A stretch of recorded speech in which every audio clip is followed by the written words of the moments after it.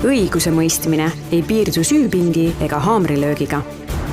Taskuhäälingus kohtulood räägime sellest, kuidas saab kohus aidata. Küsime, miks mõni otsus tundub liiga leebe või ülemäära karm ning uurime, kas kohus kunagi ka eksib. Tere tulemast kuulama taskuhäälingut kohtulood. Mina olen riigikohtunik Heili Sepp ja täna on mul külas Kärt Pormeister. Tere! Tänane saade on mõnevõrra eksperimentaalne. Sellele võib anda tingliku pealkirja, näiteks nagu mis on viga Eesti kriminaalmenetlusel, aga tegelikult, olgem ausad, ma ei tea lubada, milles see saade olema saab ja kas ta saab sellele pealkirjale ka alluma kuidagi. Kui tavaliselt on selle podcasti saadete sisuks olnud sellise ontliku vestluse salvestus, kus on mitu osapoolt, kõik nad on professionaalsed osalised kohtumenetluses, võib-olla ise ka kohtunikud, siis täna oleme me täiesti kahekesi ja Kärt on ka pisut ebastandardne külaline. Ka on ehk omamoodi see, et me oleme täiesti võhivõõrad inimesed, nii et ärge laske ennast häirida meie kokkuleppest, et me sinatame, et me tõesti võime üksnes oletada, kuhu see vestlus meid viib, sest me ei ole mitte kunagi elus kokku saanud. Selgitan oma eksperimenti veel paari lausega ka, et siis mingigi sissejuhatus oleks. Kärdil on õigusteaduse doktorikraad ja ise on ta nimetanud ennast erapooletuks õigusekspertiks, vabakutseliseks õigusteadlaseks ja töötuks juristiks, nii et selles mõttes väga erinev meie senistest külalistest, kes ei ole enamasti töötud juristid. Kõige rohkem on ta ehk tuntud aga tavakodanikust naisterahva nime all, millise nimega siis podcast või tähendab YouTube'i kanal tal ka on, kus ta käsitleb erinevaid juurateemasid inimkeeli ja vahetevahel isegi täitsa värvikas keeles. Kärt armastab sageli rõhutada, et karistusõigus pole üldse tema ala ja see isegi, ta ei tea sellest midagi. Aga ometigi selles samas saates on ta teinud väga palju, ma ütleks, teraseid tähelepanekuid karistusõiguse kriminaalmenetluse kohta ja kuna mina olen praktiliselt 100% karistusõiguse inimene, siis just nende tähelepanekute tõttu tekkiski selline mõte, et mis oleks, kui kutsuda tavakodanikust naisterahvas siia saatesse ja uurida siis temalt kui täiesti sõltumatult väljaspool olevalt vaatlejalt, kahtlemata spetsialistilt, aga ometi mitte karistusõiguse eriliselt huviliselt, millisena tema näeb Eesti kriminaalmenetluse toimimist, kas see üldse toimib, sest nüüdseks on ta seda ju mõnda aega juba jälginud. Ja kuna ta ei ole karistusõiguse huviline ja on nii-öelda tavakodanik, siis vähemasti mul on olnud tunne, et need tema tähelepanekud või see, miks ta on midagi valinud oma fookusesse, on üsnagi võrreldavad sellega, kuidas nii-öelda täiesti juuraväline tavainimene neid asju märkab ja seetõttu ma mõtlesin, et võib-olla oleks meile kõigile, aga mulle endale ka, kasulik selline peeglisse vaatamine tema abil, nüüdseks on ta vast mingisugused üldistusi suutnud ka juba teha ja niimoodi me siis jõuamegi selle küsimuse juurde, et Kärt, kas sina tead, mis on Eesti kriminaaljustiitssüsteemil viga? See on küll nii põhjapanev küsimus, et aus vastus on, et ei, ma ei tea. Ma ei tea, mis on viga, aga ma olen täheldanud viimase aasta paari jooksul just selle YouTube'i kanali tegevuse tõttu, et mis inimestele tundub ebaõiglane ja või lihtsalt arusaamatu. Ja mõned asjad, mis ma täna tahan sinult küsida, ma tahangi mingid asju lihtsalt küsida, sest minu vastas istub riigikohtunik ja mina vaatan, et mul on lihtsalt kriminaalõiguse ekspert vastas, ehk on asju, millest mina ei saa aru, millest inimesed ei saa aru ja eelduslikult sina saad aru, mistõttu see on selline ideaalne võimalus küsida sinult, et miks need asjad nii on, kas nad peaks nii olema ja kuidas nagu süsteemis sees olev inimene neid asju näeb. Ja esimene asi, mida ma tahan küsida, minult küsitakse tihti seda, et no kas sulle ei tundu, et karistused on liiga leebed või midagi sellist, hästi lai küsimus ja raske vastata, aga ma küsin veel algelisema küsimuse. Kõigepealt, mis on karistussüsteemi eesmärk ja kas selle eesmärgi hulka kuulub üldse enam ja kas on üldse kunagi kuulunud indiviidi karistamine kui selline. Et noh, üks asi on, eks ole, kõik see, et me tahame, et ta saaks korda ja ta suudaks jälle toimida ühiskonnas ja olla selline produktiivne kodanik, aga nagu selline ürgne õiglustunde rahuldamine, et keegi tegi midagi väga halba, noh nii halba, et karistusõigus tuli mängu, sest see on ka ju, eks ole, ultima ratio põhimõte, et kergekäeliselt me ei kriminaliseeri asju ja kui sa juba midagi tegid, mis on kriminaalne, et noh, saaks ikka karistada ka, kas see üldse on enam osa sellest süsteemi eesmärgist, kas üldse on kunagi olnud osa sellest? Sa mõtled kättemaksu? Kas ma seda tahtsin kuulda? Ei, see kõlab nii halvasti. Ei, mitte nagu kättemaks, aga noh jah, aus vastuküsimus, eks ole, see kõlab just kui nagu kättemaks, aga pigem selline, et distsipliin mõnes mõttes inimestele, nii nagu me lapsi distsiplineerime, et distsiplineerime täiskasvanud, et kui sa teed midagi nii hirmsat, siis sellel on tõsised tagajärjed ja osa sellest siis on ka see inimese nii-öelda distsiplineerimine. Kahtlemata sellel on osa. Ja kui ehk selle karistuse juba tegelikult see saab alguse sellest, et ka seaduse kohaselt, ja seadust peavad järgima kõik, kes karistust mõistavad ja ka küsivad, karistamise alus on inimese süü. Ja kui sa süüpiirid määravad tegelikult selle karistuse suuruse,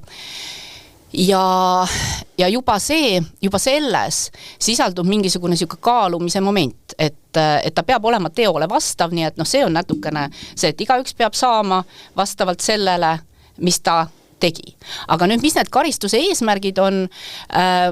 ka see tegelikult annab seadus täiesti asjakohased juhtnöörid, mis vastavad kõigile sinu küsimustele jah. Lihtsalt ise küsimus on, kuidas neid reaalses elus sisustatakse, eks ju. Et kui me räägime karistuse eesmärkidest, siis sellised 2 kuldfraasi, mis tulevad ka seadusest, on see, et karistus peaks suutma mõjutada seda sama süüdlast, edaspidi kuritegu toimumist hoiduma, ehk et siin on nüüd küsimus, et mis mõjutab keda, on ju. See on see eripreventsioon ja teine pool on siis see, et kaitsta õiguskorra huvisid või õiguskorra kaitsmise huvide silmas pidamine, sisuliselt ongi, et see karistus peaks olema selline, et kui see saab mõistetud, siis on ütleme, õiguskord paremini kaitstud, et üldiselt seda nimetatakse üldpreventiivseks. Ja see on natuke see sama, et kaitsta ühiskonda, aga et ka mõjutada siin sisaldub see pool, et ka mõjutada neid teisi inimesi, kes käivad ringi, kes võib-olla potentsiaalselt oma peas kerivad mõtet, et kas ma teen, kas ma ei tee, et nad mõtleksid, et see karistus nüüd, mille see inimene sarnase asja eest sai või mu sõber sai või et see on suhteliselt paratamatu, siis ma vist ikkagi ei tee. Nii et seetõttu karistus peab olema piisavalt mõjus, et teised ka ennast tunneksid natukene, et nende elu on määratud. Nii et see kõik on sinna sisse kodeeritud, aga jah, need valemid, kuidas keegi seda oma peas kasutab, on natuke erinevad. Ja tuleb tunnistada, et ega kui loed kohtuotsustes karistuste mõistmise põhjendusi, siis kuigi sinna alati nii-öelda, ütleme, valdavalt kohtunikel on komme kopeerida see sama lühike mõttekäik seadusest sinna algusesse, et sa tundsid ise need tsitaadid sealsest ära, siis tegelikult ega sa sealt enamasti aru ei saa, kuidas nad millist aspekti on silmas pidanud, et see võib-olla oletusega mulle tundub, et väga sageli mingid tunnetuse järgi see karistus mõistetakse. Aga juhtus praegu see, mis ma kartsin, et juhtub, aga võib-olla pidigi juhtuma, et mul oli tunne, et sa tuled see saatesse, hakkad seda saadet juhtima ja sinna see ei olnud mu eesmärk, mul lihtsalt on miljon küsimust, mis kuskil kipitavad keele peal. Kas on siis nii, et selle, mida sina pead meie, ütleme, karistusõiguse kriminaaljustiitssüsteemi põhiprobleemideks, ma pean siis välja selekteerima sinu küsimustest, et seal, kus on küsimus, järelikult seal on see probleem. Jaa, just, sest ma küsimus, et minu mätta otsast vaadates olen mina täna siin selleks, et kui mina pärast jagan seda meie vestlust juuraväliste inimestega, et äkki saavad nemad selgust juurde mingistes asjades, mis tunduvad inimestele ebaõiglased või ebaloogilised ja kõik mu küsimused on sellele üles ehitatud ja järgmine küsimus nüüd olekski sulle, kui sa lubad mul veel ühe esitada ja siis ma tõmban pausi oma küsimustega, aga sa just selgitasid, eks ole, kohtunik, eks ole, määrab karistuse vastavalt sellele, et kui suur on isiku süü ja eks ole, meil on kõik need juhtnöörid seadused, mille järgi ja nüüd kohtunik on selle otsuse teinud ja karistus on paigas ja eelduslikult see õiglane karistus, kohtuotsus jõustub ja siis me loeme lehest, et see ja too tegelane said jälle varem näiteks vangist välja ja inimesed, see on osaliselt minu arvates kommunikatsiooniprobleem, sest inimesed ei tea, et see on, süsteem on ehitatud niimoodi, et eelistakski, et inimesed saavad varem välja ja mõne juhtumi puhul lihtsalt kõrvaltvaataja mõtleb, et ma ei küsi konkreetse juhtumi kohta, aga inimesed väga palju minult küsivad Kuusemaa juhtumi kohta, et alles just jõustus kohtuotsus, süüdimõistev ja juba on juttu varem väljasaamisest. Et mis tunne on kohtunikul, kui sina kohtunikuna määrad, või riigikohtunikud, eks ole, karistust ei määra, kas oled ka teistes astmetes töötanud, sa määrad seda karistust ja arvad, et see on õiglane, kas sa juba mõtled selle peale, et okei, süsteem on selline, et kui ta 1/3 ajast ära istub ja siis on nõus elektroonilise järelevalvega, et siis ta võib juba tingimisi saada, et kas see tundub kohtunikuna aus, et kui sina otsustad, et õiglane karistus oleks siin, ma ei tea, 3 aastat vangistust, tegelikult sa tead, et süsteem on ehitatud välja nii, et ta reaalselt võib-olla istub ainult 1 aasta sellest, kas see tundub sulle kohtunikuna aus ja kui sõltumata sellest, kas see tundub aus, kas kohtunikuna, kas sa arvestad ka sellega juba karistuse määramisel, et tõenäosus on suur, et see inimene saab varem välja, et kas sa üldse tohid mõelda selle peale kohtunikuna? No sa ei saa kuidagi ju nagu mitte mõelda või mitte teadvustada või sa või nagu ikka, et kui mõned asjad on väga elementaarsed, siis me ei mõtlegi nende peale, aga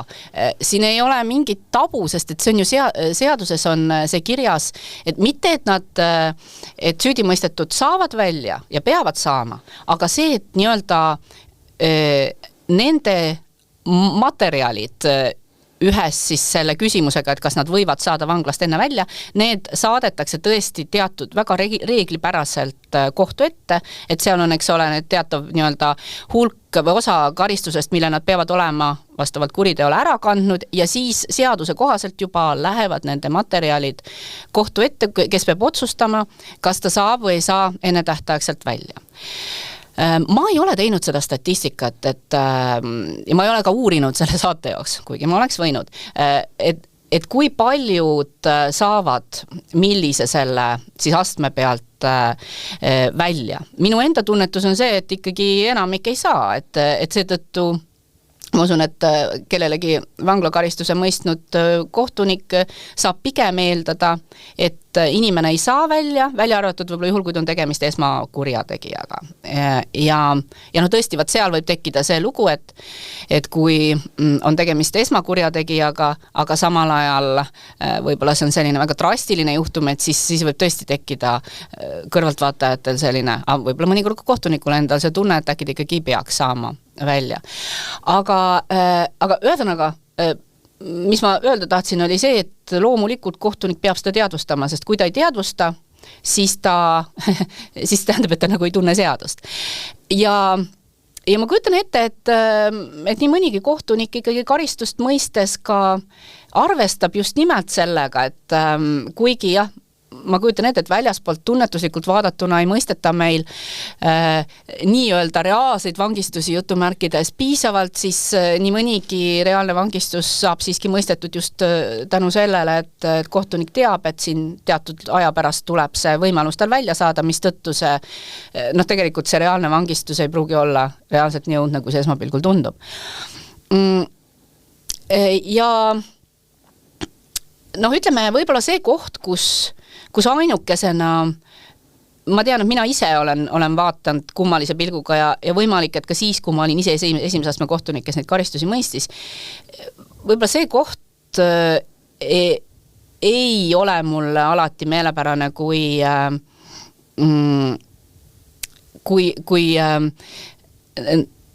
enne tähtaegselt võib-olla pigem ikkagi mitte need juhtumid, kui enne tähtaegselt vabastatakse, vaid kui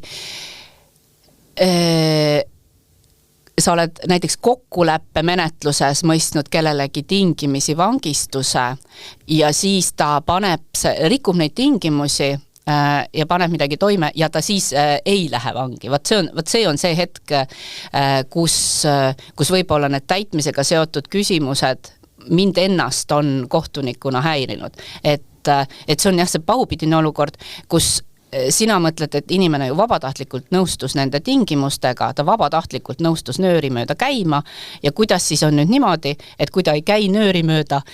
siis see tema kokkulepe ei pööratagi täitmisele. Ma võib-olla ei mäleta praegu õigesti, aga ma ütlen, ma lugesin seda sätet üle paar korda, et kas mitte seadus ei ütle ka kuidagi niimoodi, et kui ta rikub neid tingimusi, siis ei ole nii, et automaatselt, eks ole, läheks nüüd vangistus täitmisele, vaid seal on ju ka mingisugune, et tuleb kaaluda, kas üldse nagu siis tingimusi rikkudes läheb vangistus täitmisele või mitte? Jaa, seal on palju erinevaid vaheastmeid, et seal saab seda võib-olla katseaega pikendada, saab kontrollnõudeid juurde panna. Aga see võiks olla karmim siis sinu arust? Ei, ma ei arva, et seadus peaks olema karmim, lihtsalt mul on mul on enda selline sisetunne, et kui inimene on kui karistus on sõlmitud kokkuleppena, siis see, kui inimene võib nii kergesti sellest karistusest irduda ja me oleme valmis unustama selle, et ta ise lubas, siis see on nüüd selline tagajärg, kus ma ei ole kindel, et see aitab kaasa selle inimese edasistele kuritegudest toimepanemisest hoidumisele, sest ta ise saab aru, et riik sõlmib taga kokkuleppe, viibutab näppu ja ometigi see ei realiseeru. Ja ma ei tea, mis mulje see jätab ka ümberkaudsetele inimestele, et inimene sõlmis riigiga sellise range kokkuleppe, et kui sa nii teed, siis sinuga võib juhtuda see, aga sageli ei juhtu. Et selles mõttes ma iga kord natukene imestan, kui keegi arvab, et kui ta on kokkuleppe menetluses mõistetud karistuskokkuleppest irdunud, et ta siis ikkagi arvab, et ta peaks saama veel teise šansi. Et siin minu jaoks see kokkuleppe karistuses ikkagi sisaldub selline sõna otses mõttes kokkuleppe. Ma olen jumala nõus ja sina pead positsioonist tulenevalt sõnu rohkem valima kõike, mina ei pea sõnu valima, mina võtan selle jutu ja mina järeldan enda jaoks, et karistus või seadus peaks olema rangem ses osas, kui ikkagi on tingimisi kokkulepitud, tingimisi karistus ja seda kokkulepet rikutakse, siis peab olema sellel ka tõsiselt võetav tagajärg, ehk muidu tundub see, eks ole, mõttetu, et kaua me nagu niimoodi siin hoiame nagu asja ja pilpa peal. Ja, aga siin muidugi, ma alati möönan, et eks kõik asjad on keerulisemad, kui nad paistavad, või mõnikord muidugi ka lihtsamad ja mõnes mõttes see isegi ongi lihtsam, et väga sageline, et see kokkuleppe, ütleme selliseid tingimisi karistusi mõistetakse inimestele, kes on pannud selle eelneva teo toime,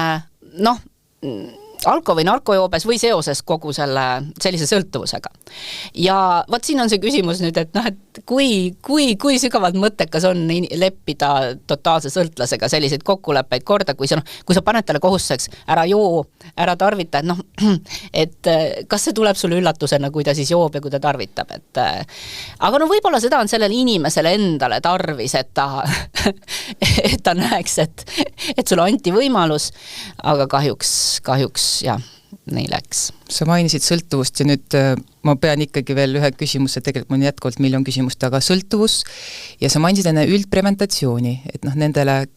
juuravälistele inimestele uuesti meeldetuletuseks, et üldpreventatsioon on see, et karistuse määramisel kohtunik arvestab seda, et kas see karistus heidutaks ülejäänud inimesi hoiduma nendest tegudest. Nagu sa enne selgitasid, eks ole, et mõtled, sõber tegi ja vaata, mis karistuse sõber sai, et kas maksab teha, siis selle taustal paratamatult kahjuks praegu mõlguvad mõttes pühade aega tulemas jälle kõik need lähisuhte vägivalla juhtumid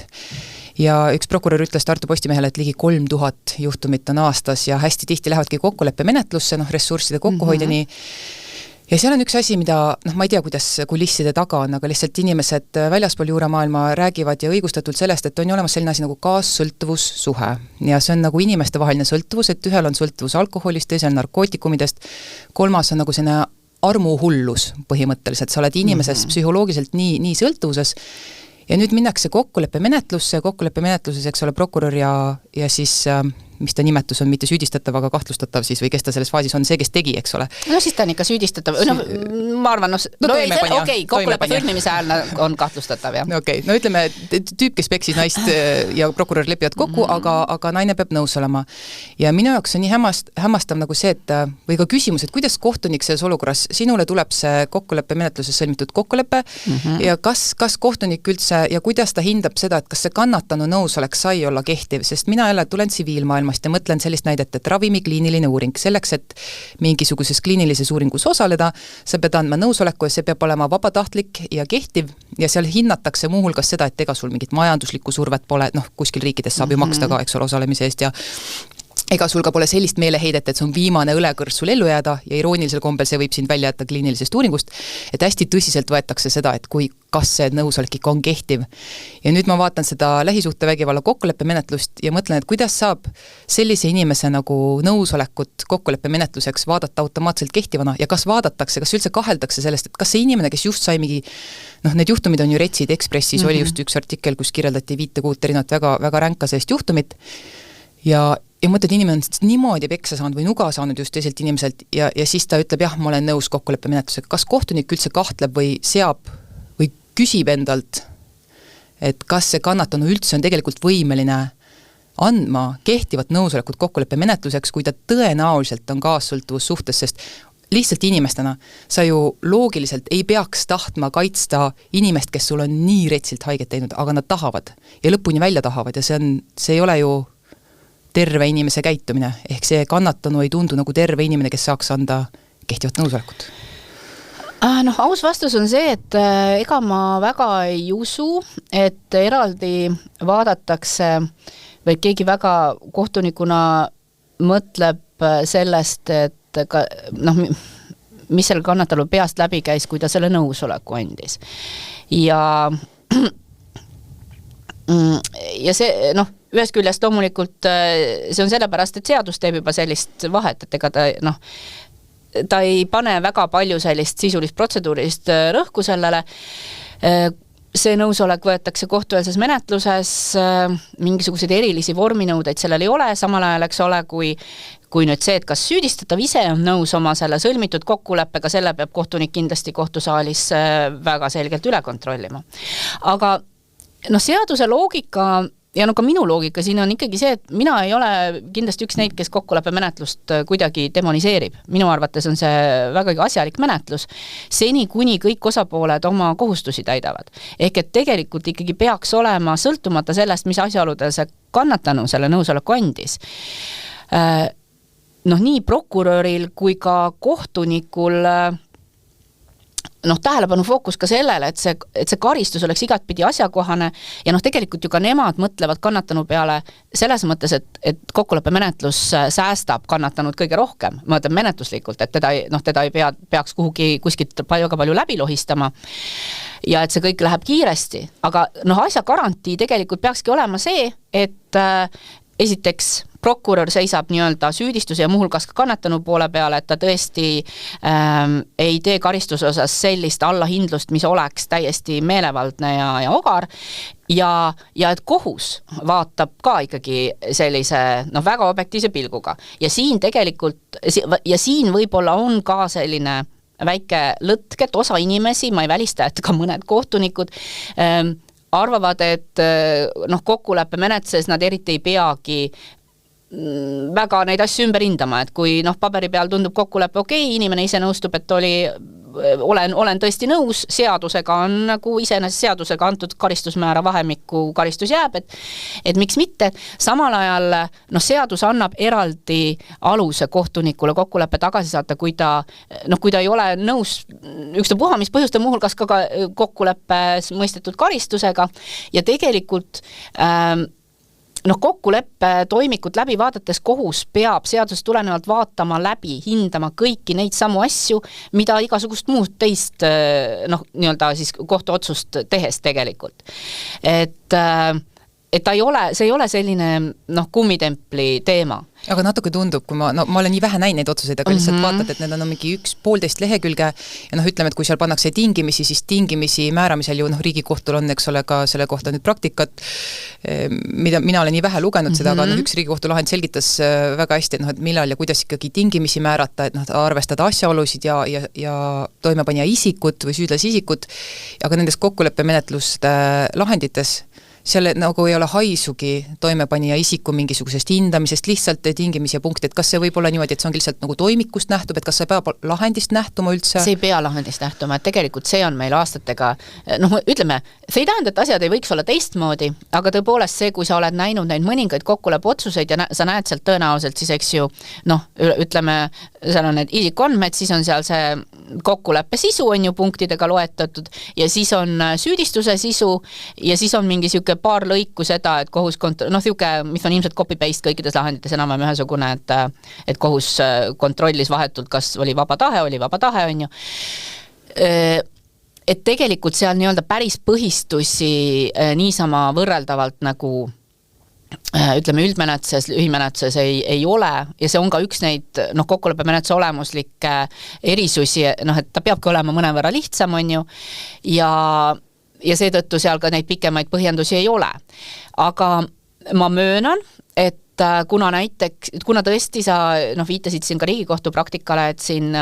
sellel aastal kevadel oli see minu mälu järgi see Riigikohtu lahend, kus sai meenutatud, et nii-öelda vangistuse mõistmisel nii-öelda vaike karistus ei ole mitte tingimisi vangistus, vaid vaike karistus, ma piltlikult ütlen, vaike karistus pole termin muidugi, on ikkagi vangistus kui niisugune ja selleks, et teda mitte mõista reaalsena, peavad olema ikkagi mingisugused erilised asjaolud. Et tõepoolest, kuna päris elus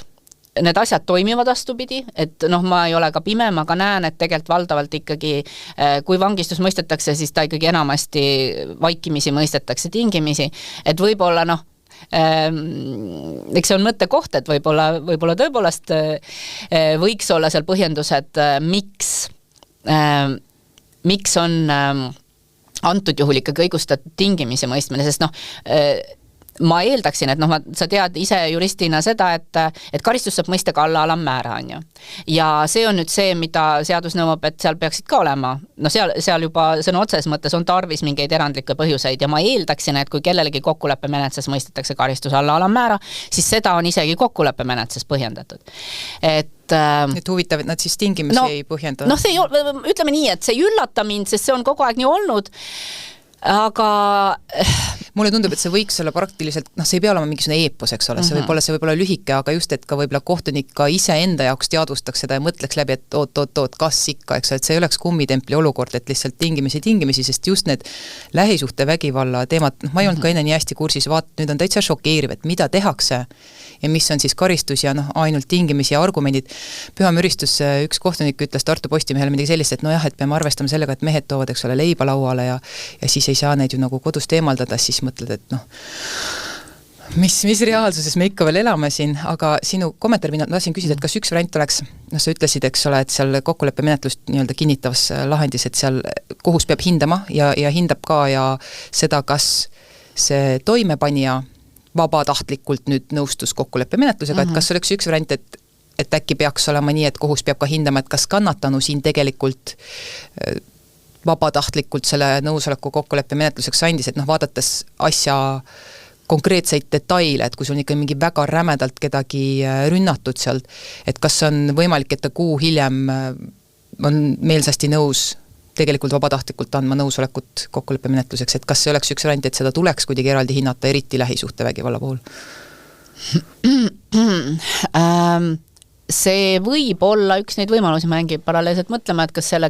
see oleks tarvis ilmtingimata seadust muuta, tõenäoliselt mitte, kuigi seaduse muutmisega asjad lähevad muidugi alati selgemaks. Praktikast piisaks võib-olla ka jah, kui nagu seda võetaks nagu tõsisemalt, aga eks läbi aja loomulikult on olnud aeg-ajalt ka neid juhtumeid, kus kohtul ongi tekkinud küsimus, kas seal on päriselt see nõusolek, aga need on olnud need juhtumid, kus on võib-olla prokuratuur kajastanud seda, et ta on oma näiteks mingisuguse väikese õiendiga märkinud, et suuliselt saadi nõusolek, et selliseid olukordi, kus kohtul on tekkinud kahtlus, kas see nõusolek on olnud, aga ei, see on mõttekoht iseenesest, aga jällegi, minu küsimus on, et kuhu see tegelikult nii väga viib, et minu jaoks, võib-olla on see, et ma olen lihtsalt, see on, professionaalne kretiin, et ma usun süsteemi ja ma pigem tahaksin öelda, et kui kohus millelegi peab keskenduma, siis see, et see karistus, mis on kokku lepitud, et see oleks ka selline, et see selgelt nii-öelda on ka selle kannatanu huvides, sest seaduse järgi tegelikult kannatanu saab oma arvamuse karistuse kohta ka öelda. On tõesti arusaadav, et võib-olla mõni selline kaassõltuvuses olev või mitte päris vaba mõtlemisega kannatanu, et ta julgeks seda sinna toimikusse, eks ole, panna neid oma mõtteid, siis peab kohtunik oma peas natukene oletama ja ta peab selle kannatanu eest nii-öelda mõtlema, mis oleks tema huvides. Ja ma tegelikult tahaks uskuda, et selle nii-öelda õiglase ja loogilise lahendi saaks pigem sellega, et kohtunikud vaatavad seda karistust ise terava pilguga selle asemel, et mis see alternatiiv on, siis saata tagasi prokuratuuri, et võib-olla kannatanu ei olnud nõus. Ja siis, ütleme, ei ole hea sõna, aga et solgutatakse seda kannatanud veel, kui suur on see tõenäosus, et see kannatanu võidab sellest, et veel kord temaga räägitakse. Kui ma peas hakkangi taandama seda päris reaalsetele juhtumitele, ma mõtlen, kui suur tõenäosus see on, et kannatanu sellest võidaks, et kohtunik lööb kahtlema, kas see nõusolek oli 100% kindel. Et enamasti ju ikkagi inimesed võidavad sellest, et see karistus tuleb paratamatult ja kiirelt ja see on tõhus. Tegelikult jah, selles mõttes, et nüüd sa kallutasid mind teisele poole, et võib-olla pole asja selles kokkuleppemenetluses kui sellises, vaid ikkagi selles karistuses, mis kokku lepitakse, sest kui me enne rääkisime üldpreventatiivsest eesmärgist, siis lihtsalt väga küüniliselt öelduna mulle tundub, et need lähisuhtevägivalla tingimisi vangistused ei täida üldpreventatiivset eesmärki, kui meil on jätkuvalt nii palju juhtumeid, et võib-olla ei ole mõtet kinni jääda sinna kokkuleppemenetluse kui sellise tasandisse, vaid ikkagi sobiliku ja õiglase karistuse tasandisse, et meil on ju probleem ühiskonnas ja üldpreventatiivne eesmärk tundub, et on nagu täitmata. Ja tegelikult elu on mulle näidanud, et sageli võib jääda ka eripreventiivne eesmärk täitmata. Jah, kahjuks nii on. Ja just siin hiljuti neid juhtumeid on olnud ja see on väga kahetsusväärne, aga kuna sa enne juba mainisid seda, et kas on vaja seadust muuta või piisab praktika muutmisest, mul paratamatult kripeldab hullult hinge peal see nõusoleku seaduse teema, sest seal on ju hästi suur mitte vastasseis, aga juristkonna seas õigusteadlased eriti teravalt on öelnud, et millega te tegelete, et sätte muutmine ei ole nagu see, mis on praegu põhjendatud, vaid meil on praktikat vaja muuta, tõlgendamist vaja muuta, nüüd mul istub ees kriminaalkohtunik ja ma tahan küsida, et sina kui kohtunik. Ja ma lugesin, ma muidugi guugeldasin sind ka ja sinu varasemaid kaasuseid ja sind kirjeldati kui inimest, kes lähtub pigem seaduse sõnast, grammatilisest tõlgendamisest ja vist kuskil artiklis vastandati sind Norman Aasaga, kes siis pidavad rohkem teleoloogilist või midagi eelistama tõlgendust. Ja nüüd ma küsin sinult, meil on täna vägistamise koosseis, et vägistamine on tahtevastasesse suguühtesse astumine, pluss siis kas on vägivald või abitusseisund. Ja nagu seaduse sõna ütleb täna selgelt, et meil on vaja midagi mõnes mõttes erilist, et kas vägivald või abitusseisund. Samas praktika, Riigikohtu praktika, mille loomise juures sa ise olid, ütleb meile, et see abitusseisund võib olla ka selline tardumine, selline täielik šokiseisund kehal, mis ei ole ju midagi erilist, see võib juhtuda igaühel ja keegi meist ei tea, kuidas me reageerime. Mina täna tahan mõelda, et kui keegi mind ründaks, ma löön nii ja löön naa ja niimoodi kaitsen ennast, aga ma ju ei tea. Äkki sel hetkel, kui mind nii jõledalt rünnatakse, äkki mul tekibki see ellujäämisrefleks, et ma lihtsalt tardun. Ja seda ka ju ei tõenda pärast. Mitte kuidagi. Ja kui nüüd seaduse sõna täna on selline, et nagu paneb siin need kaks alternatiivset elementi, et kas vägivald või abitusseisund. Ja praktika on nagu ta on, et väga raske on süüdi mõista inimesi selle sätte alusel.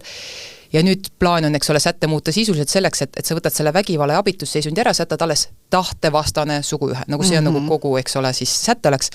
Kas see kohtunikuna ei tundu, et nii oleks ikkagi lihtsam, et sa ei pea võimlema, et seda eeldame, et vägivalda pole, eks ole. Et sa ei pea kuidagi võimlema mingisugust erilist abitusseisundit, kuigi jah, Riigikohus ütles, et see võib olla ka lihtsalt tardumine, aga meil ei ole pretsedendi õigus väljaspool kriminaalmenetluse, eks ole, reegleid, ehk see, et Riigikohus materiaalõiguse sätte kohta ütles midagi, see otsesõnu ei muutu veel seaduseks, see ei ole otsesõnu kohustuslik järgida, selles mõttes, et kui ta jõuab uuesti Riigikohtusse mingi vaidlus, siis loomulikult me eeldame, et Riigikohus leiab samamoodi, aga väga paljud nendest asjadest ei pruugi üldse kuskile jõuda, sest keegi kuskil juba allpool, olgu see uurija, prokurör, esimese astme kohus, mis iganes, lähtuvad ikkagi seaduse tekstist, mis on ikkagi kuidagi nõuab mingit erilist abitusseisundit, kas nad ei tea Riigikohtu praktikast või nad eiravad seda ja asi ei jõuagi kunagi kuskile, et kas see ei tundu piisav põhjendus, et õigustada sätte muutmist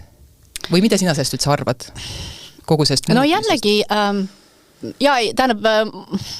kas see nüüd päris täpselt tõele vastab, võib-olla vastab see, kuidas sa nii-öelda kirjeldasid seda pilti minust, need teatud kommentaarid. See oli Eesti Ekspressi mingi artikkel. Ma arvan, et jah, need teatud võrdlused pärinevad 20 aasta tagant umbes, aga tõsi ta on, et ma tegelikult esimese asjana isegi teinekord juhindun keelelisest tõlgendamisest, et see mulle istub, aga see ei tähenda, et ma olen pime muudele asjadele küll, aga mina ei loe seda kehtivat seadust nüüd nii jäigalt, et seadus ei ütle, et nõuab erilist abitusseisundi. Seadus ütleb, et kasutades ära tema seisundit, millest ta ei olnud võimeline vastupanu osutama või toimunust aru saama. Et iseenesest Riigikohtult on täiesti mõistlikku praktikat, tegelikult tõenäoliselt sa ise vihjasidki ühele ligi aasta tagasi tehtud otsusele, mis sisuliselt peaks lahti kirjutama minu meelest vägagi loogilise vägistamise kuriteo ütleme käsitluse, mis ei ole oma olemuselt sugugi vastuolus sellega, mida üritatakse nüüd nõusoleku seadusega saavutada. Ja tõsi ta on, et Eestis ei ole pretsedendi õigust, kuigi menetlusseaduse lünki Riigikohus ka juba seadusest tulenevalt võib kenasti lappida, aga päris reaalsuses, kui sa, ütleme ikkagi enamasti kohtupraktika ikkagi järgib Riigikohtu praktikat, sest on ette aimata, et kui sa ei järgi ja see jõuab Riigikohtusse, siis see tühistatakse ära ja Riigikohus väga sageli tuginebki ikkagi ka materiaalõiguslikes asjades osutab sellele, et oma varasemale praktikale kui millelegi väga loogilisele, mida tuleks järgida. Välja arvatud, kui te seda muudate, eks? Välja arvatud, siis see võib tõesti juhtuda, aga nüüd ma tahaks loota, et me oleme selles mõttes nagu ütleme ühel lehel, et sa pead silmas seda nõusoleku seaduse eelnõud, kus on siis vägistamine defineeritud niimoodi või ongi see säte on nii sõnastatud, et suguühte eest inimesega tema vaba ja väljendatud nõusolekuta. Et see peaks olema minu meelest selles eelnõus see sõnastus nüüd uus nagu definitsioon. Täitsa võimalik, minu jaoks isegi ma ei ole täitsa kursis täpse sõnastusega, aga minu jaoks minu peas, kui ma võrdlen tänast tormi versus sellega, mida plaanitakse, siis põhimõtteliselt kui täna ütleb, et iga tahtevastane suguühe, mis on saavutatud vägivalla või abitusseisundi ärakasutamisega, siis tulevikus sa kaotad selle saba ära, see vägivald ja abitusseisund, seda pole vaja, sul jääb alles lihtsalt see tahtevastane suguühe, mis on nagu põhimõtteliselt sama, mis sa ütlesid, aga et suguühe tema vaba tahte või tema vaba ja väljendatud nõusolekuta ja vaata, see on teistsugune sõnastus kui see praegune, aga siin on ju need samad sellised ebamäärasuse ja avatuse lõksud, et kui ma kujutan ette, et kuidas see tulevikus näiteks sellise sõnastuse alusel hakkaks olema, on see, et kannatanu pöördub politseisse, ütleb, et temaga juhtus, et see oli tema vaba ja väljendatud nõusolekuta suguühe, leitakse see teine pool on ju, tema tuleb politseisse, ütleb, et aga vabandatagu, aga mina sain aru, et ta nõusolek oli vaba, ja ta oli ka väljendatud, et ka juba nii palju, kui ma selle seaduse seletuskirja olen lugenud, siis ikkagi ühemõtteliselt ollakse seisukohal, et see võib olla ka midagi muud kui verbaalne jah on ju, et ma tahan sinuga. Ja ma saan aru, kuhu sa sihid, et sõna vastu olukorrad jäävad niikuinii samaks. Või selles suhtes, et nad ei muutu lihtsamaks nende menetlemine. Selles mõttes ei muutu lihtsam, aga isegi mitte ainult sõna vastu. Et ega see eelmise aasta kaasus ka ei olnud ju sõna vastu puhtalt, et seal on sageli mingisuguseid,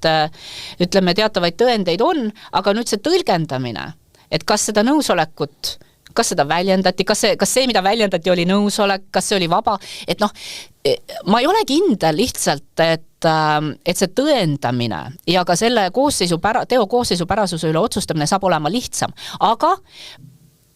ma selles mõttes kuidagi ei vastusta seda planeeritavat muudatust, et ma saan aru, et sellel on teatav sümboolne väärtus ja võib-olla see siis ärgitab rohkem kannatanuid julgemalt pöörduma politseisse ja nii edasi ja siin on, võib-olla põhine ongi see sümboolne väärtus, aga seda kas see ka tegelikult kuidagi päriselt teeb tõendamise lihtsamaks, seda me lihtsalt näeme, et ma ei julge kuidagi oletada. Võib-olla ka isegi mitte tõendamine, vaid just kohtute praktika ja see, kuidas seda vägivalda ja abitusseisundit kas see nii on või ei ole sisustatud, et ütleme, see Riigikohtu lahend seal, see oli see Eskola kaasus, kui kuulavad juurevälised inimesed, vabandust. Ja see on ikka veel menetluses, nii et sellest konkreetsest kaasusest ei räägikski rohkem, aga mõtlen selles, et seal oli ju enne seda Riigikohtu lahendit, see oli mõnes mõttes väga põhjapanev lahend, kuidas te abitusseisundit sisustasite, et alamaastme kohtud ju püha müristus, väga raske oli lugeda teie kirjeldust alamaastmete kohtute lahenditest, et vägivalla tunnused naise kehal tähendasid võib-olla jõulist seksi või midagi sellist, et kui siis nüüd on see nõusolekuseaduse teema ja tehakse hästi palju nalja, et mis ma pean digiallkirja küsima naiselt enne, kui nagu midagi toimub,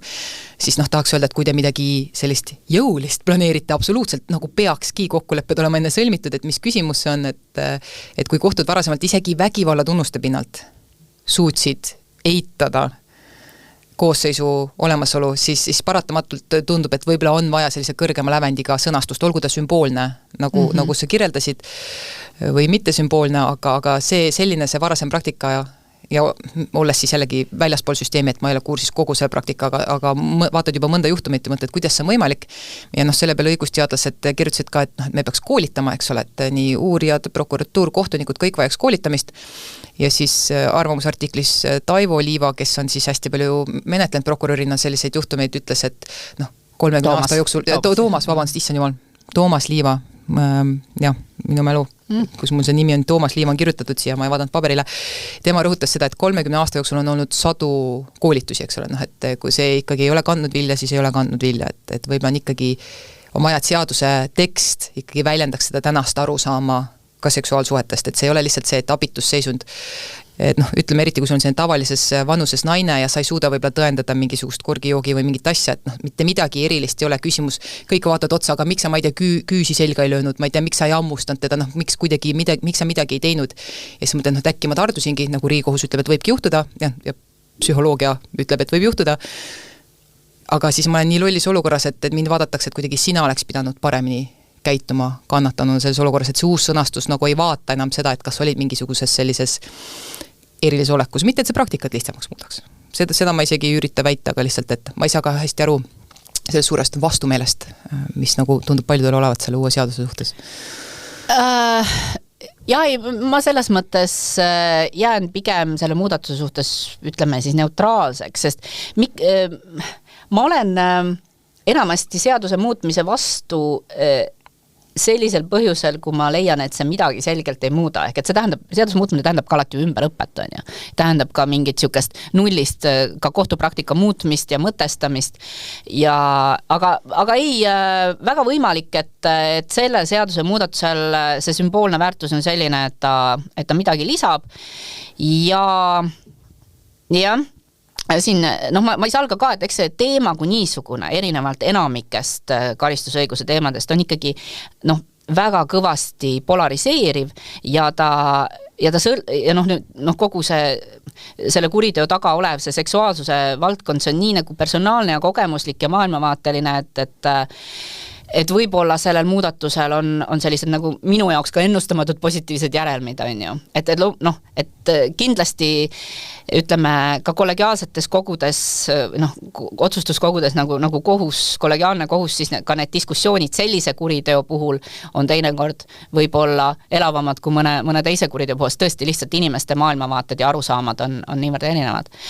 Jaa, aga mis sa veel ütled? Kus on veel king pigistab? Nüüd on jah see teema, kus mina tsivilistina pidin ära minestama, kui oli Pihlakodu kaasus meedias, hooldekodu, kus eakaid dementseid vanaprouasid vägistati ühe töötaja poolt ja mis seal kokku oli vist 8 inimest lausa, täiesti uskumatu ja siis ma kirjutasin endale tsitaadi lausa üles, menetlust juhtinud prokurör ütles, iga tahtevastane suguühe ei pruugi põhjustada vaimset ja füüsilist tervisekahju. Ja seda siis veel temale andis moraalset tuge siis Põhja-Ringkonna prokuratuuri juhtivprokurör Heinso, kes kinnitas, et jah, et prokurör ei olnud midagi valesti ja nemad lähtuvad siis Vabariigi valitsuse määrusest, mis puudutab kohtu arstliku tuvastamise korda, eks ole, et mis asi on nagu tervisekahjustus karsi mõttes. Ja ja see on seotud mittevaralise kahjuga ka, eks ole, et prokurör ütleb, et iga tahtevastane suguühe ei pruugi põhjustada vaimset tervisekahju, mis on juba iseenesest mõistuse vastane eneseväljendus, et kuidas üldse nii saab öelda. Aga teine asi on ka see tsiviilpoole pealt vaatad, et see on, eks ole, mittevaralise kahju nõue allub tsiviilõigusele. Sa saad esitada kriminaalmenetlusest, allub tsiviilõigusele, et tsiviilõiguses mittevaralist kahjut ja see tekkimist eeldatakse, kui isiku õigusi on rikutud. Minu lemmik, kõige lollakam näide see, et Alari Kivisaar sai 200 eurot selle eest ja ringkonnakohtu tasemel veel otsustati, et 200 eurot sellest, et keegi enda sotsiaalmeedias kirjutas tema kohta ühe ropu väljendi.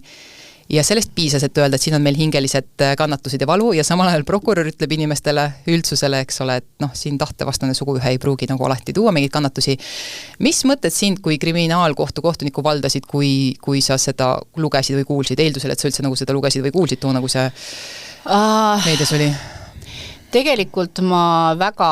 pealiskaudselt tol hetkel kuulsin seda ja kuna see teema on otsapidi praegu, ühte otsapidi on see konkreetne kaasus Riigikohtus ja teist otsapidi on ta veel menetluses, siis ega ma ei tahaks üldse seda konkreetset asja. Aga ärme räägi Pihlakodust siis. Aga ma nii palju ma mäletan sellest meediakajastusest, et ma tean, et ka ikkagi prokuratuur sai aru, et sai halvasti sõnastatud ja ühte koma teist need ikkagi ise nii-öelda klaarisid. Mina kodanikuna ei näinud mingisugust, ma just mõtlen, kus jäi see kommunikatsiooni nii-öelda koristus, nagu see sõnum, ja minu jaoks ei ole asi ainult sõnastuses, asi on täiesti põhimõttes, et kui materiaalõiguslikult allub see nõue võssile, ja võssipraktika, võlaõigusseadus siis, kes nii helitavalt seda ei nimeta, võssipraktika ütleb otse ja selgelt, et me ei saa mõõta hingelisi kannatusi, me ei saa neid tõendada, ehk kui isiku õigusi, isiklikke õigusi, kas või see, et keegi mind solvab, keegi mind laimab, ja siis pane võrdlus pulgale või kaalukausile, teisel pool pane vägistamine. Ja siis siin avalik sektor prokuratuuri näol tõlgendab seda mittevaralist kahju, kui mingisugust tervisekahjustust tuleb hakata tõendama kuidagi, ja samas materiaalõiguslikult see on täiesti vale käsitlus ja materiaalõiguslikult nemad peavad ju lähtuma võssi reeglitest. Nad ei saa ju, ma ütlen, et kriminaalõigus ei saa ju omistada võssi vastavale sättele omaette mingit tähendust või saab, küsimärk. Nii, kas see sinu tähelepanek puudutab ennekõike kahjunõudeid või siis seda, et kui mingisugune kuriteokoosseis on seotud tervisekahju tekitamisega, et mitte seda viimast. Viimastest ma saan aru, kui teokoosseis ütleb tervisekahjustus, siis ma saan aru 100% proks vaatab seda Vabariigi Valitsuse määrust, eks ole, et mis asi on tervisekahjustus, mis ei ole. Aga kui koosseis on vägistamine, kus ei ole tervisekahjustuse nagu elementi kui sellist ja sul on abitusseisund olemas, sest sul on dementsed hooldekodu patsiendid, nii, koosseisu probleemi pole, ehk küsimus on ainult kahju nõudes ja nüüd ma ennetan juba seda, mida paljud selle peale ütlevad, et mis see raha enam muudab, eks ole, ega raha enam nagu olematuks ei tee asju, aga kui ühelt poolt just kirjutasid ka õigusteaduskonna kolleegid sellest, siin kas eile-üleeile oli arvamusartikkel ERR-is, et kõiki asju ei pea reguleerima karistusõigus, et rohkem nagu sellist õigluse maksmapanekut võikski tulla haldusest ja tsiviilist, et ütleme hooldekodude puhul, et oleks siis tegevusloa mingi äravõtmine või midagi või tsiviilkohtunõuded. Aga samas tsiviilnõudeid, selleks, et neid maksma panna, selleks inimesel on kas vaja nagu korralikku esindajad seal kriminaalmetluses või tahaks loota kodanikuna, et ka proks annab talle korrektse info ja see ei ole ainus juhtum. Ka Tartus, kui oli selline juhtum, et keegi paigaldas seal mitu korda ühistualettidesse salakaameraid, kannatanutele mitte keegi ei maininud, et sul võiks olla mittevaralise kahju nõue siin. Ja iga inimene, kes on kannatanud, eriti kui sul on mingi juhtumi puhul mitmed kannatanud, kõik ei lähe ju mingisugust 100-200 euri tunnis kaitset endale või esindajat tähendab võtma. Et mulle tundub väga kahetsusväärne, et kuidas nagu prokuratuur saab väärat infot. Ja see minu vaates on selgelt väär info, kui sa hakkad jätma inimestele muljet, et mittevaralise kahju nõudmiseks on vaja kuidagi mingit erilist asja tõendada, kui tsiviilõigus ütleb selgelt ei ole, kui on isiku õigus rikutud, on alus nõuda. Ja ma olen suga selles mõttes täiesti nõus ja seda mitte lihtsalt kohtunikuna, vaid pikaajalise prokurörina. Et ka minu karjääris kõige suurem osa sai veedetud prokuratuuris. Võimalik, et asjad on muutunud teistsuguseks, kuigi sinu märkusi kuulates, siis nad ju tegelikult ei ole. Et prokurör on, tahame või taha, paraku ikkagi ta on karistusõiguse spetsialist. Ja väga palju selle probleemi tausta seisneb selles, et ega tõesti prokuröril ei ole kõige elementaarsem, ta ei oska une pealt tsiviilõiguslikele küsimustele vastata, ta ei mõtle nendest une pealt, tema tegeleb ikkagi valdavalt karistusõigusega ja jah, põhimõtteliselt tal on selline nagu just nagu kohustus seista ka kannatanu eest, kuigi kannatanu loomulikult ta saab tulla oma esindajaga ja eeldataksegi, et ta pigem võib-olla keerulisemates küsimustes võtab esindaja, et prokurör jõudu mööda aitab seda kannatanu, et esindab tema, mingis mõttes tema huve. Aga reaalsus on see, et prokurörid ei mõtle esimese asjana tsiviilõiguse peale. Nad annavad oma parimad, sellega jah, võib-olla need asjad ei ole nii head, kui nad võiksid olla. Ja selge on see, et kohtumenetlus võib olla juba liiga hiline faas, kus kannatanu tuleks välja selle avastusega, et talle on tekitatud mittevaralist kahju. Et tegelikult loomulikult see, kuigi seadus paneb kindlasti kohtule selgitamiskohustuse, sest nii nagu ütleme, tsiviilkohtus, nii ka kriminaalkohtus, kohtul on see selgitamiskohustus tsiviilhagi puhul, aga tegelikult see asi saab alguse juba kohtulisest menetlusest, et ideaalis loomulikult võiks see juba päris menetluse alguses prokuratuuri või politsei vahendusel kogu see teave inimeseni jõuda, aga nad paraku ei ole lihtsalt nii suure spetsialistid. Aga ma ütlengi, et see on nagu üks nii spetsiifiline asi ja nii oluline kannatanutele just see, et ma nüüd taipasin, mul enne ei mõttelõng pooleli vahel paraku juhtub nii, et kui ma alustasin sellest, et kirjutatakse, et karistusõigus kui selline ja need karistused ei ole nagu ainus viis, kuidas õiglustunnet taastada ühiskonnas, siis sellel mittevaralise kahju nõudel ja väljamõistmisel kannatanu kasuks, sellel on nagu oluline roll ka selle õiglustunde taastamisel, sest küsimus ei ole ainult rahas kui sellises, et keegi ei ürita nagu kannatanuks olemise arvelt rikastuda, vaid ka see, et see tähendab, et see, kes toime pani, see, kes minu isiklikke õigusi rikkus ja sellisel määral, et me oleme karistusõiguse sfääris, et tema peab oma elust aja ja ressursi panustama selleks, et nagu mulle siis seda raha välja maksta, et nagu mul tekib ka õiglustunne, et ta ei pääse nagu niisama puhtalt või ma ei tea, maksab riigile mingid kulud kinni ja siis saab oma tingimisi elab edasi, eks ole, väikse kontrollkohustusega, et just see õiglustunde taastamine, et ma mõtlen, see kaamerate juhtum Tartus mind kummitab eriti sellepärast, et see on nagu nii selge privaatsusõiguse räme rikkumine ja kui nad oleks tsiviilkohtus, nad saaksid ilusasti endale selle välja nõuda, aga miks me nagu põletame riigi raha, et minge tee nüüd eraldi veel tsiviilkohtusse, kui me oleme siin nagu kriminaalmenetluses juba olemas, et see peaks ju tõhusam olema, seda korraga niimoodi lahendada. Ja ei, meie praegune eeldus ongi see, et ikkagi need tsiviilhagid valdavalt peaks menetletama kriminaalasjaga koos, sest see on tõesti praktilisem, ainus nõrk koht ongi see, et võib-olla need inimesed, kes menetlevad kriminaalasju, ei tule igaheks selle peale. Aga kui kannatanule tuleb tutvustada tema õigusi, siis minu arust see nagu osa sellest, kui mina rääkisin paari kannatanuga, et mida neile öeldi, kas sulle mainiti, et see võiks mittevaralist kahju nõuda sellelt toimepanijalt. Talle küll öeldakse, et sul on õigus esitada tsiviilhagi või midagi sellist, inimene ei tea, mis see on. Ja muidugi ideaalses maailmas meil on kõigil hästi palju raha, et palgata endale sinna jurist kõrvale, kes seisab su eest, aga tegelikult ju ei ole. Et see oleks nagu mingisugune 3 lauset või mingisugune selline infoleht kannatanule inimlikus keeles, et muideks, kui see on sinu isiku vastu tehtud süütegu, mis see eelduslikult on, kui see pole mingi varaline, mingi varastati autor või mingi teine asi, aga isikuvastane tegu, automaatselt infoleht kätte, et võtta teadmiseks, et sul on õigus. Et nagu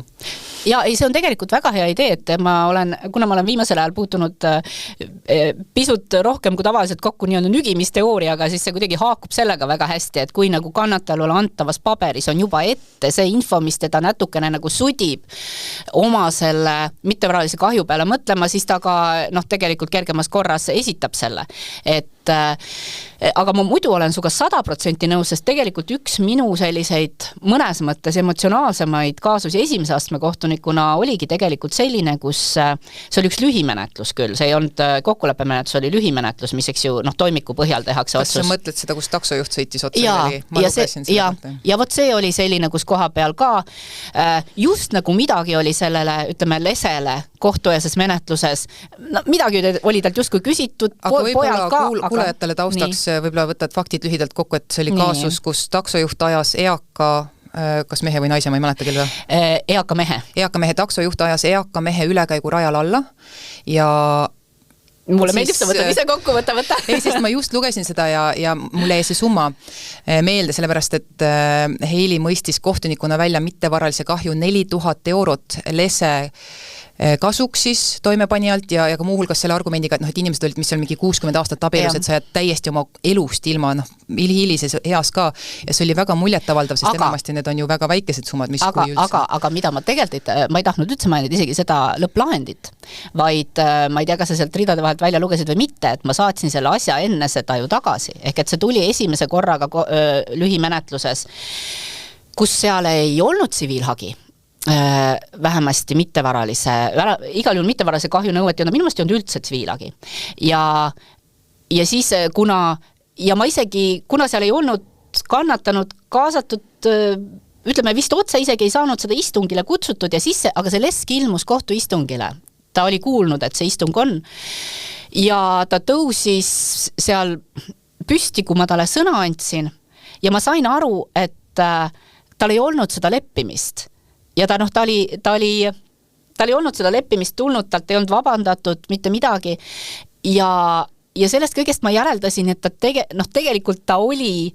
suure tõenäosusega väga ilmselgelt saanud, ütleme, psüühiliselt sellise kahju osaliseks või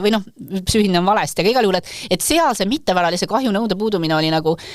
kuidagi väga karjuv ülekohus ja vot siis mul tekkis kahtlus, et kas temalt ikkagi on õigesti seda küsitud. Ja ma saatsin selle tagasi just nimelt sel põhjusel, et seda ei saa lühimenetluses arutada, kuna see kahjunõude teema on tegelikult, see on segane. Et toimikust paistab nagu seda ei oleks, aga tegelikult kõiki märke vaadates see peaks olema. Ja andsin mingid juhised, et millistel asjaoludel ta siiski saaks seda nõuet esitada ja siis tuli see asi ringiga prokuratuurist tagasi ja siis oli see nõue seal juures, ehk et see on võib-olla näide sellest, mida kohus saab teha ja põhimõtteliselt sarnasel moel saab kohus ikkagi tähelepanelik olla ka kokkuleppemenetluste puhul, et ei pea kohe minema selle toimiku pinnalt, mis prokuratuurist on tulnud, kui see tundub olevat väga ebaõiglane asja käsitlus. Ja see on täiesti fantastiline näide, minu lihtsalt kodanikuna aitäh, et sa olid see kohtunik, kes seda tegi, sest see on väga tänuväärne, aga tihti need asjad ei jõua üldse kohtusse, et näiteks selle Tartu salakaamerate asja puhul lõpetati oportuniteediga ära ja see on esimene asi ja see on ainus asi, mille toimikuga ma olen käinud ise tutvumas, mõtlesin, kuidas see on võimalik, et kannatanud, seal oli 3 inimest üldse vist ainult tunnistati kannatanuks ja prokuratuur ütles, et need ülejäänud, keda seal filmiti, et nad ei ole otseselt ära tuntavad, aga samas nendele 3, kes siis ise ennast sealt ära tundsid, öeldi, et ülejäänud materjal me teile ei näita, sest need teised on tegelikult ära tuntavad. Mis tähendab, et need teist tegelikult on ära tuntavad, eks ole. Ja seal ei olnud mitte haisugi kannatanule mittevaralise kahju hüvitamisest, aga oportuniteedi alusel lõpetamise üks eeldusi on ju ka see, et kannatanutele on kahju heastatud ja see on tõlgendamise küsimus, et kui sul on ikkagi selline räme, see ei ole nii räme nagu vägistamine ilmselgelt, aga see on tõsine ikkagi isikuvastane privaatsusõiguse riive, et see ei ole see, et keegi sind sõimas kuskil roppude sõnadega, saad 200 eurot hüvitist, aga keegi peldikus filmis sind, ma kujutan ette, et elu lõpuni jääb veits kõhe tunne sisse sellest, et seal on kindlasti psühholoogiline mõju ja et prokuratuur üldse ei arvestanud seda ja see toimepanija oli sigarikas, see oli see juhtum, kus toimepanija maksis riigile oportuniteedi korras siis 100 000. Aga kannatanud isegi need 3 ei saanud esialgu vähemalt mitte midagi. Ja seal tekib küsimus, et jumala tore, et on kohtunikke, kes kohtuetapis seda ebaõiglust üritaks heastada, aga kui see ei jõuagi kohtusse, siis ei olegi midagi teha. Jääbki selline ebaõiglane olukord. Jah, ütleme, tulles tagasi sinu varasema soovituse juurde, ma arvan, et ega siin see lahendus ilmselt võikski peituda paljuski selles, et juba menetluse alguses see info, mis antakse selle mittevaralise kahju hüvitise nõude esitamiseks, on selline, mis ärgitab kannatanuid päriselt läbi mõtlema, kas neil ikkagi on või ei ole see, et nad ei peaks lootusetuks seda nõuet. Ja ma tahaks uskuda, et ma tegelikult usun ka, et et valdavalt kannatanud ei jäeta informeerimata sellepärast, et nad nii-öelda hakkaksid oma hagiga segama menetlust, kuigi võib-olla mõne inimese peas see võib läbi käia. Aga see ei tohiks olla see põhjus tegelikult, sest tõesti karistamine ei ole eesmärk oma, et lihtsalt see, et me et karistame inimese ära, et tegelikult võiks see hüve olukord olla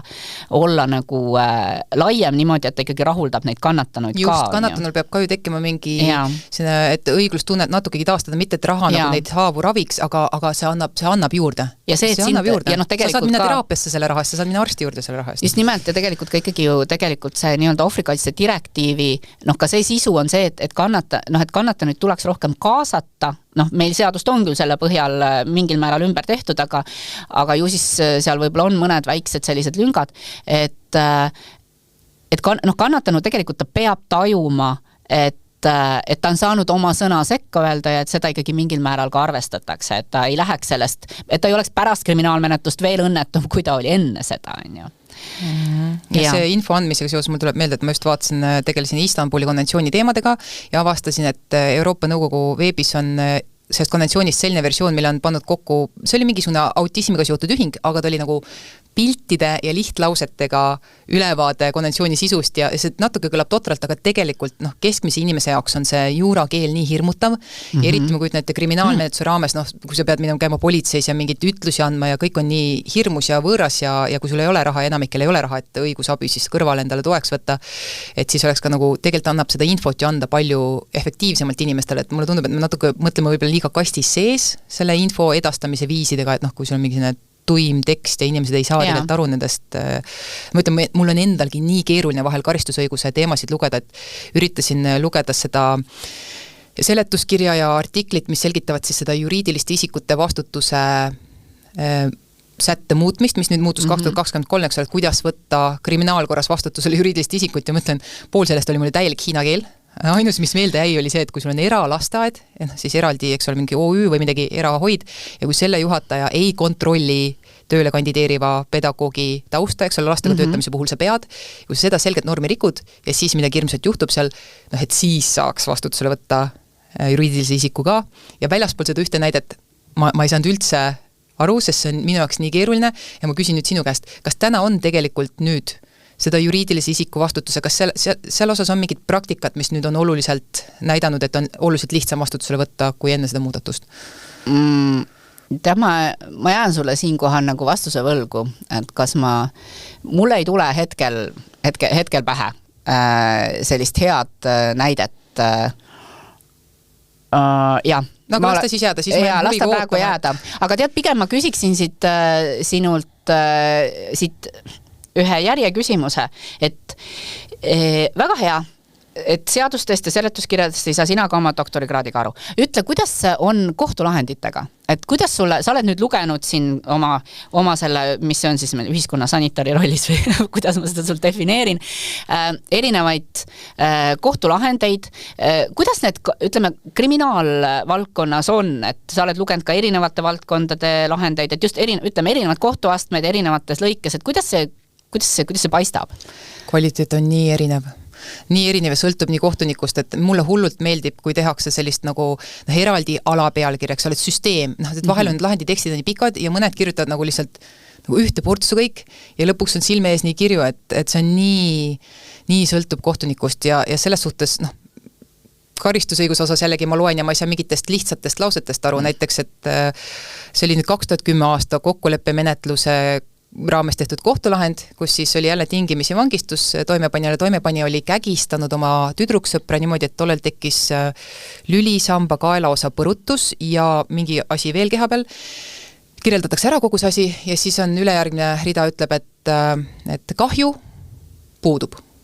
Ja siis mina loen seda, mõtlen, nagu kuidas see kahju puudub, et kas see on mingi kriminaalmenetluse eripära, et nagu arvestatakse ainult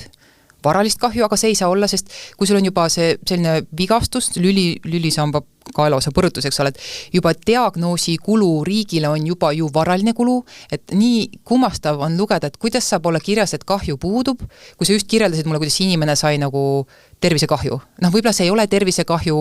mingi määruse mõttes, aga nagu materiaalne kahju on juba riigile selle võrra, et keegi arst pidi ju seda inimest ravima siis, eks ole, diagnoosid panema ja nii edasi, et kas kriminaalmenetluse loeb asja siis ainult nagu selline vahetu varaline kahju või nagu kas see oli kokkuleppemenetluse lahend või? Jah. Noh, ma arvan, et seal võib olla hoopiski selline väike praktiline või ma ei tea, no kuidas seda nimetada, selline nagu lihtne põhjus, et need kokkuleppemenetluse, need kokkulepped ja ka otsused on mõnes mõttes mudeldatud, seal on, eks ju, nad on teatud, seal on need kokkuleppe vorm on ju, et mis peab olema ja siis see kandub üle otsusesse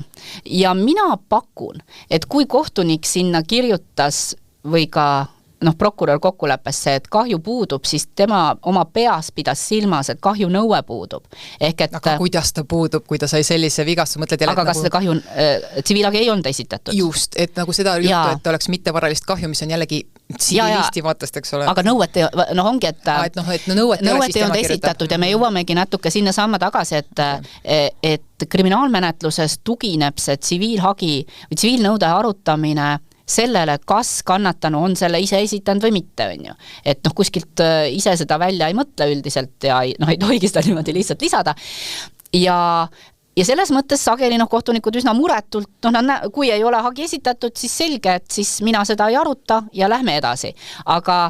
Aga tõepoolest seal on see nõrk koht, mida sina ütlesid, et juba ainuüksi selles algses faasis, kus kannatanul on võimalus mõelda, kas ta esitab või ei esita, millest tegelikult sõltub väga palju, et talle ei anta piisavalt võib-olla infot, on ju. Aga ja mina olen sageli näinud sellistes asjades, nagu sa kirjeldasid seda sama fraasi, et kahju puudub ja ma olen aru saanud, et selle all kohtunikud sageli peavad silmas ja ka prokurörid, kes neid kokkuleppeid koostavad, et hagi ei ole esitatud. See ei ole nagu korrektne, aga see on selline nagu, ütleme, sümboolne lüngatäide lihtsalt seal. No küll kurb, see on jällegi, sest siin see näide, millele ma viitasin, see puudutab nüüd Tartus oli oktoobri lõpus selline väga traagiline juhtum ja siis väga paljud inimesed hakkasid toimepanija tausta uurima, need on kõik lahendid on avalikud, eks ole, inimesed vaatavad neid lahendeid ja neil jääb sisse, et mis asja, kuidas niimoodi, eks ole, kägistad oma elu või tüdruksõpra niimoodi, et tal on vigastus ja siis on selline kalk, selline konstateering siin, et kahju puudub, eks ole, et see paistab kuidagi väga külm, ütleme niimoodi inimestele väljaspool süsteemi. Aga tegelikult nüüd me vist hakkame varsti ka lõpupoole jõudma, et või sul on veel miljon... Mul on vähemalt üks küsimus. Sul on vähemalt üks küsimus või? Ma tegelikult, aga mina tahtsin jõuda sinna, sa võid sinna ka jõuda veel, et kas need nii-öelda süsteemi puudused on sinu meelest rohkem seotud seaduse praktikaga või hoopiski,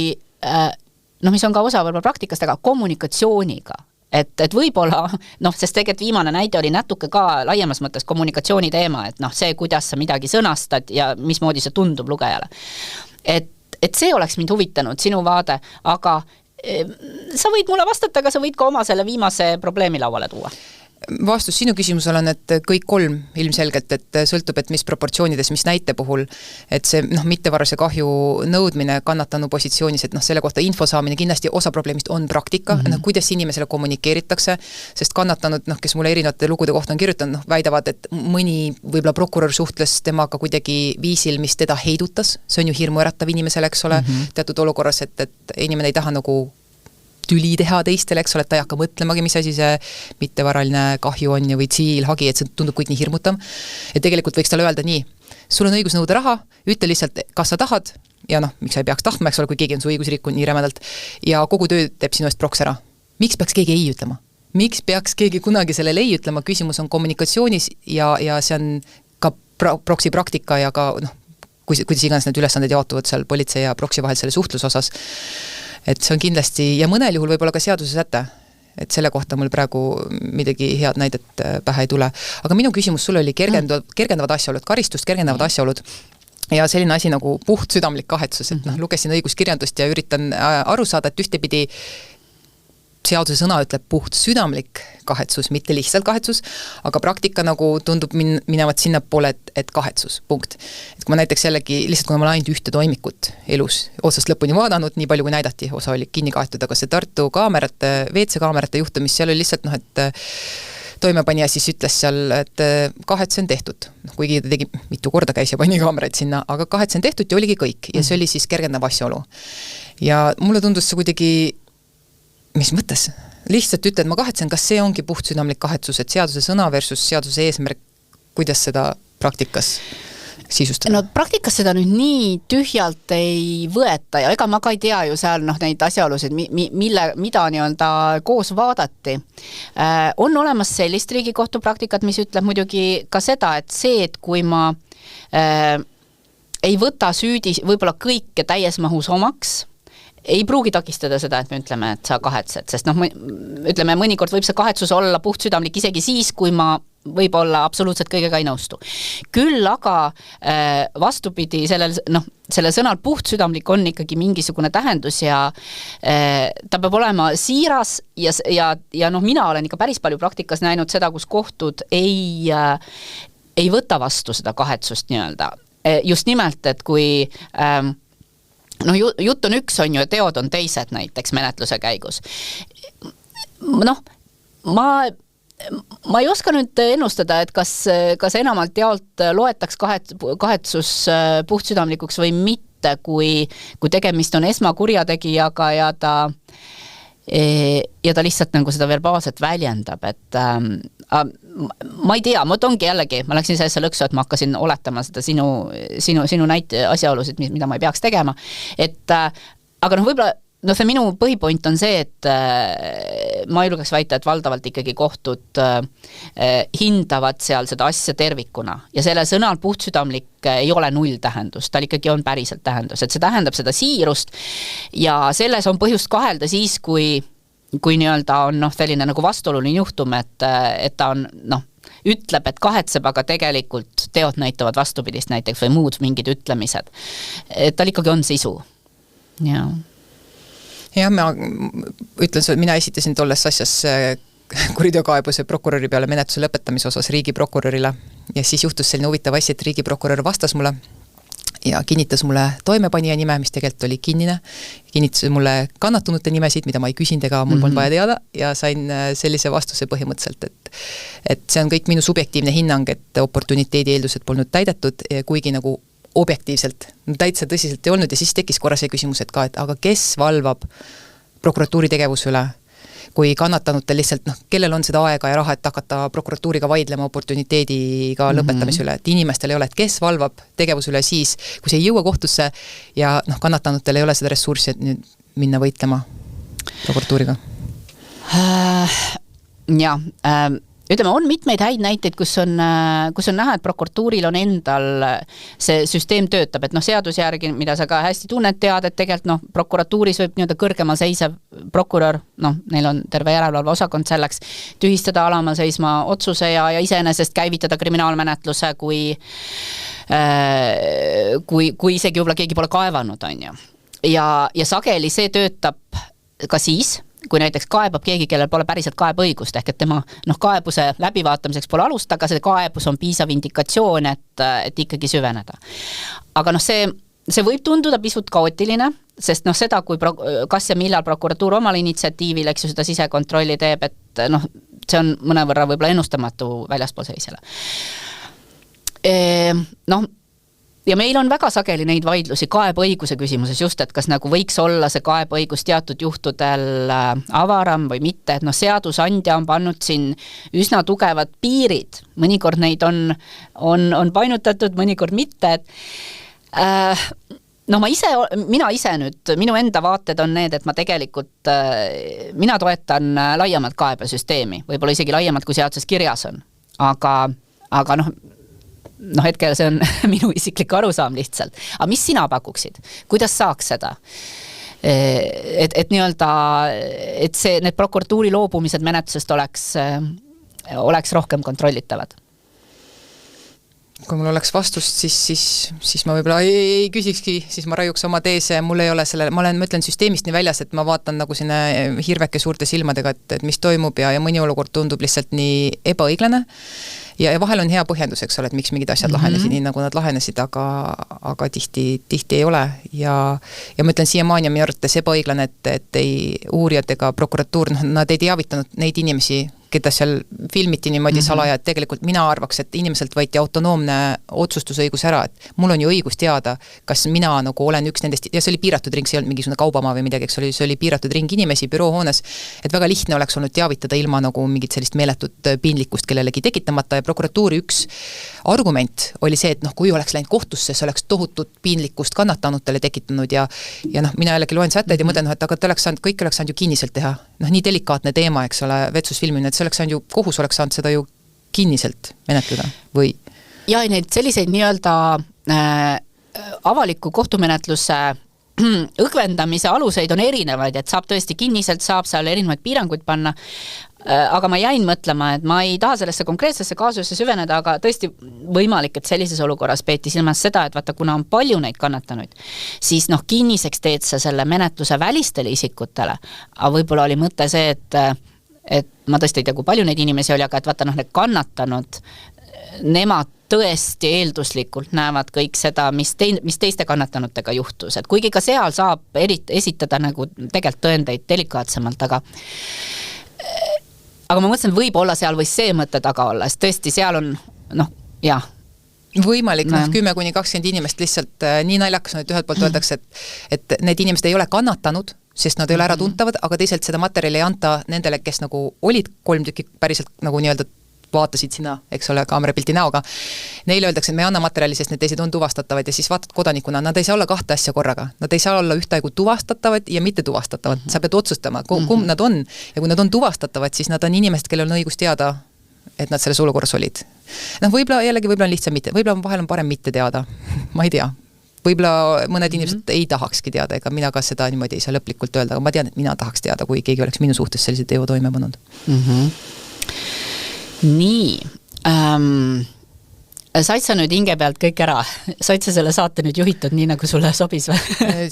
Ma ütlen, see ei olnud üldse taotluslik, aga sina oled ekspert ja minul on miljon küsimust ikkagi üks, nojah, nüüd vist egasin, mis vastust sa mulle anda saad, ega lihtsalt isiklik arvamus, et kui sina toona otsustasid, ma ei tea, kas sa mäletad seda, see sama kaasus, millest me rääksime, see taksojuhi kaasus, kus sina otsustasid, et mittevaraline kahju on 4000 oli sobilik lesele, eks ole, sellises olukorras. Et kuidas see nagu üldse kujuneb, et just lugesin selle sama Eskola kaasuse kohta, ma ei tea, kas see jõuab teieni uuesti veel tagasi, ma ei usu, aga et seal nüüd 4. ringil siis, kui maakohtusse uuesti jõudis, mõisteti kannatanule siis 7000 eurot ja nüüd ringkonnakohus, kes on siis nagu juba 5. aasta, kes seda vaatab, arvas, et piisab 2500 ja noh, lahend ei ole jõustunud, ma ei ole seda põhjendust näinud, aga kõrvalt vaatad, et nagu kuidas kohtuniks, kuidas sa mõõdad seda, et okei, sind vägistati, aga 7000 eurot see väärt pole, kuigi sa oled, ma ei tea, mitu aastat kohtutes loksnud siin ka, okei, seda ei saa kohus arvesse võtta, aga inimlikult, et kuidas sa ütled, et see pole 7000 väärt, see on 2500, et kuidas sina toona näiteks jõudsid selle arvuni? Üsna tavaline on see, et vaadatakse ka nii-öelda olemasolevat kohtupraktikat. Ja siis, kui ütleme, need raamid võetakse sellest, on ju. Et ma kindlasti ka tolles lahendis, kui ma ei eksi, minu mõelest oli mingil määral seda välja toodud. Aga ega sama hästi on teinekord ka täiesti niisuguse uuenduslikke summasid välja pakutud, kui leitakse, et ka see senine kohtupraktika on, ütleme, väga tagurliku suunaga, et selles mõttes eks see õiglus on siin ka suhteliselt suur ja tähtis märksõna. Jah, et mulle meenub üks selline suhteliselt ebastandardne kaasus Riigikohtus mõned aastad tagasi vist, kus oli ka ju tegelikult vaidlus oli sellest, oli tsiviilnõude teemal, et kus oli liiklusõnnetuses saanud surma, jälle üks liiklusõnnetus, et tegelikult see on meie elu traagika, on ju. Üks surma naine siis, kelle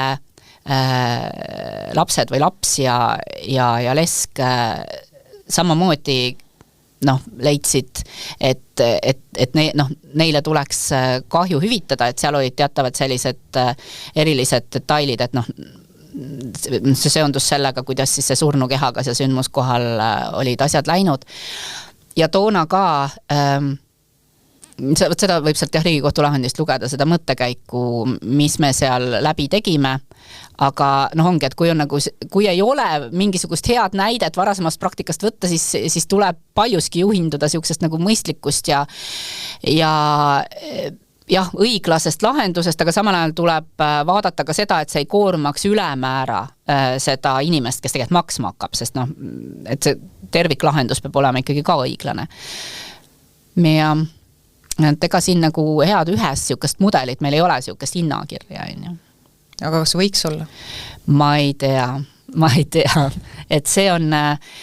natuke sama hea küsimus, et kas kohtuotsuseid võiks hakata langetama AI, et noh, siis oleks ka... Ei, seal on selge osa ei. Absoluutselt. No vot, aga siis sama, ja ma olen suga täiesti nõus ka, et noh, elu ongi selline inimlik ja mitmekesine, et paraku seal vist päris neid niisuguse mudellahendusi ette anda ei saa. Me eeldame, et arvuti on targem, kuigi arvuti on ju õppinud inimeste praktika pinnalt, millega me pole rahul ja siis eeldame, et arvuti tuleb millegi paremaga välja, et niipea veel ei tule eelduslikult. Nii, aga nüüd, kus me päriselt finaalile läheneme, ma tahtsin sult küsida sellist küsimust, et kui noh, nüüd sa oled täitsa võtnud niisuguse nagu kohtupraktika järelvaate rolli mõnes mõttes, sa küll vaatad erinevaid asju, et kas sulle tundub, et selliselt annad sa isegi parema nii-öelda sisendi või mõjutad paremini seda meie õigussüsteemi tööd, kui näiteks see, kui sa ise töötaks seal sees, sest noh, iseenesest on ju võimalik ka kandideerida kohtunikuks, siis liikuda karjääri mööda edasi ja hakata ise neid lahendeid tühistama ja muutma ja praktikat suunama. Või on see sinu meelest täiesti optimaalne, et sa praegu ja kas see ongi optimaalne alternatiiv, et nii-öelda YouTube'i ja võib-olla ka muude kanalite teel sisuliselt teed sama asja, aga väga niimoodi vabakäiguliselt ja vabas vormis? Kindlasti on nagu kohtunikutöö tähtsam selles kahe asja võrdluses, aga samas pädevaid asjalikke, õiglasi, häid kohtunikke, ma arvan, on süsteemi lihtsam leida kui neid, kes läheks avalikult süsteemi vastu ilma midagi kartmata. Et Eesti on ju nii väike, mis tähendab, et pädevad inimesed nagu advokaadid ei saa väga midagi avalikult arvata, sest vahel on ka nii naljakas, sa loed mõne advokaadi seisukohti mingisuguse, ma ei tea, mul tuleb just see mingi alkoholi reklaamiseaduse teema, kunagi üks advokaat kirjutas